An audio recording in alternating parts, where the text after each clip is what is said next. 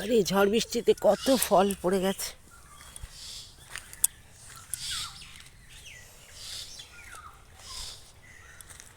কি ফল বলুন তো বন্ধুরা? দুদিন ধরে টানা বৃষ্টি, আর তাতে গাছ থেকে কেমন ফল পড়ে গেছে। সব ফল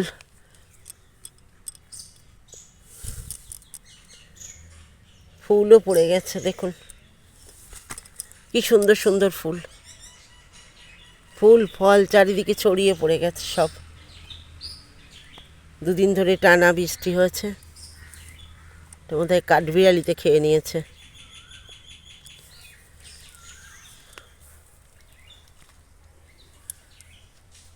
দেখুন তো গাছ ভরে কত সুন্দর ফল হয়েছে।